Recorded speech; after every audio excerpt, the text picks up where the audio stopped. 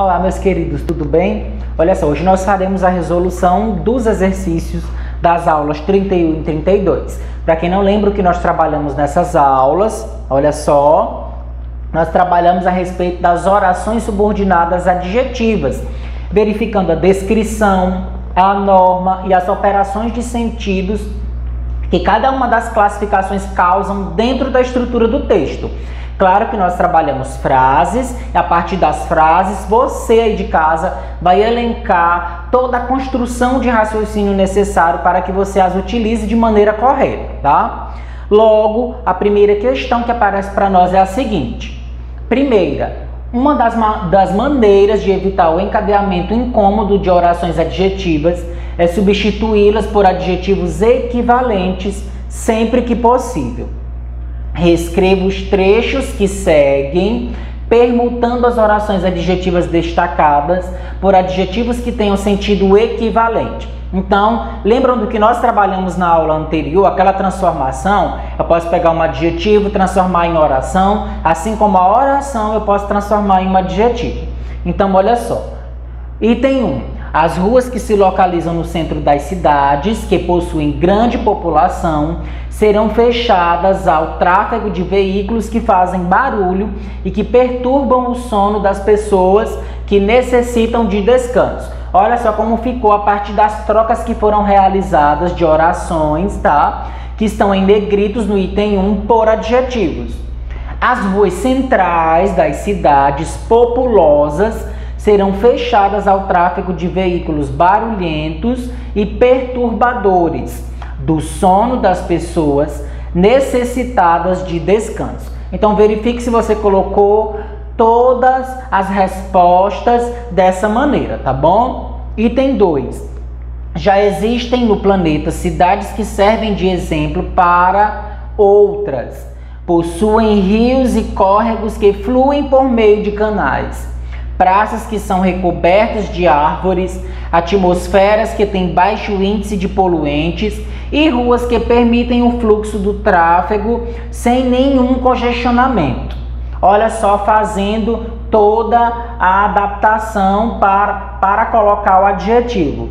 Já existem no planeta cidades exemplares, possuem rios e córregos canalizados, praças arborizadas, atmosfera despoluída e ruas perfeitamente trafegáveis, tá? Então verifique também se no item 2 você elencou todas essas palavras de maneira correta. Segunda questão.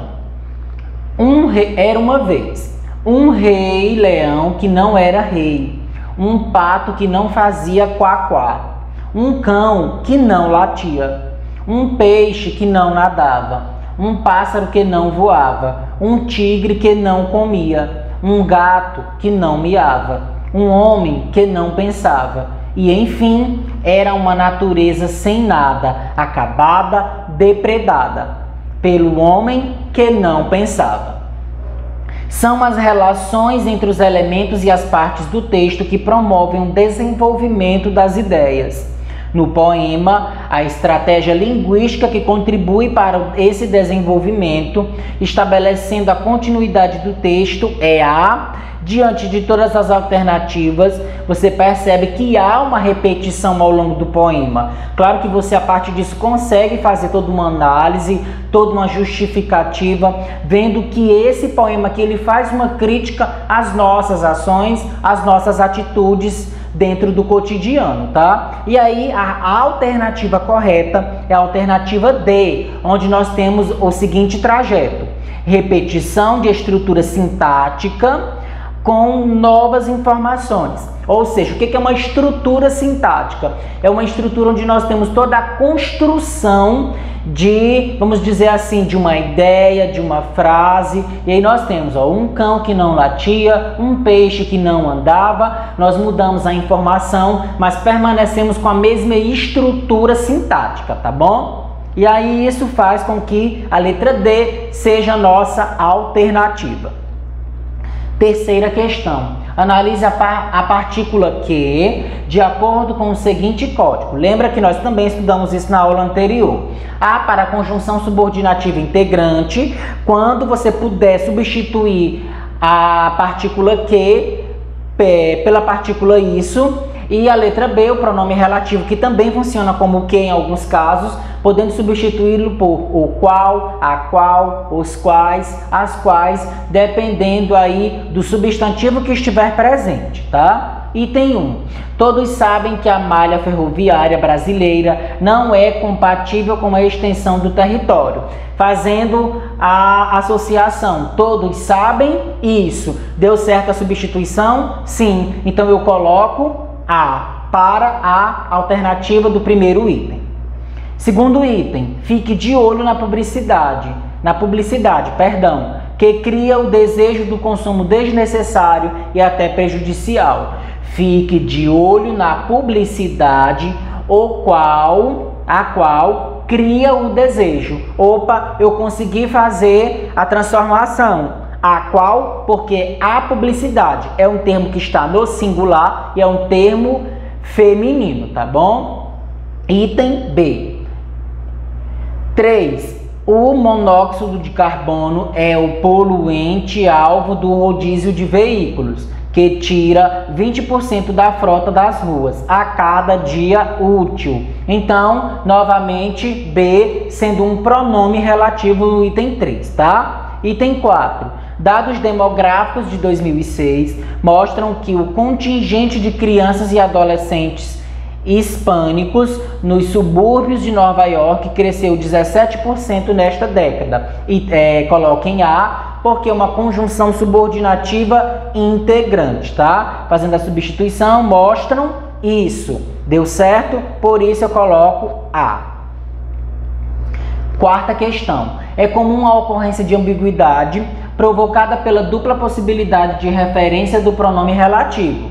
Nos enunciados a seguir, pode ou não ocorrer ambiguidade. Leia cada um deles e responda se são ambíguos ou não e explique por quê.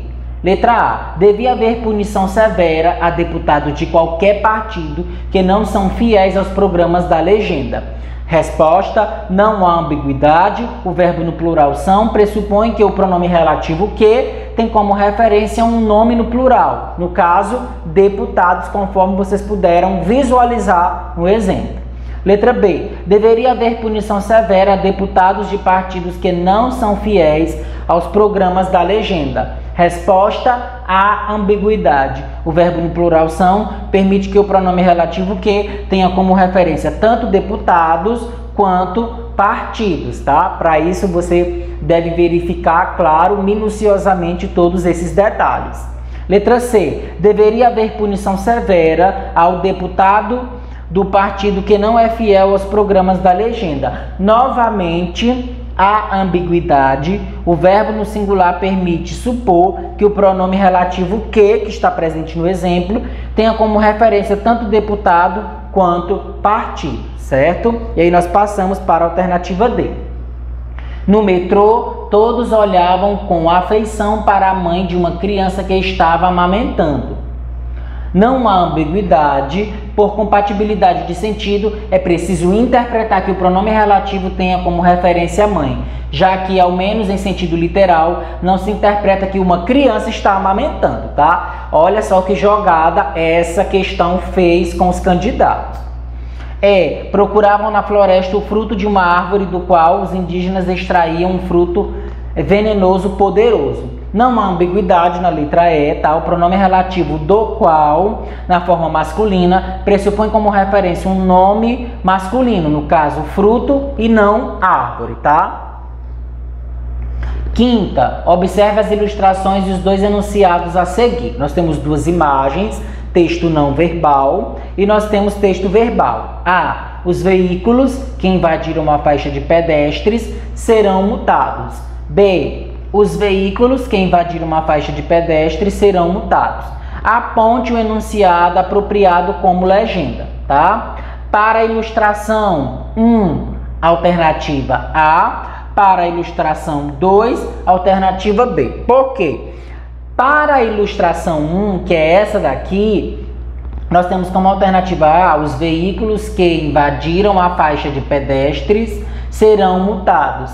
E para a ilustração 2, que é essa aqui, nós temos que colocar o B, sem a utilização das vírgulas, tá? E aí ele pede que você justifique. Olha só a justificativa.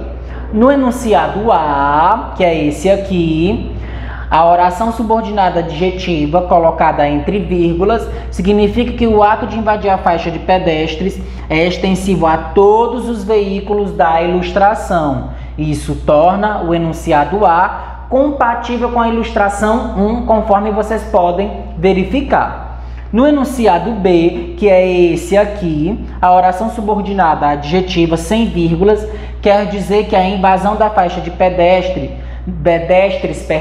não é extensiva a todos os veículos. O veículo azul está estacionado antes da faixa de pedestre, como vocês podem observar. Isso torna o enunciado B compatível com a ilustração 2, tá? E aí nós temos a sexta questão, que diz o seguinte: transgênicos. No mínimo estranha a campanha do Greenpeace contra os transgêneros no Rio Grande do Sul. Predefiniu-os como algo ruim, procurando o apoio do cidadão comum, que se posicionará muito mais de forma emocional do que racional. O bloqueio à pesquisa científica e a ampliação do conhecimento lembra a Inquisição, que condenou, sob o aplauso do público, os que procuravam, por meio da inovação, a solução dos problemas da humanidade. Então nós temos a seguinte pergunta: a leitura desse pequeno texto permite apenas uma das afirmações a seguir. Nós temos aí da letra A até a letra E, e nós temos como seguinte resposta a alternativa C, tá bom? Olha só o que vem escrito na alternativa C.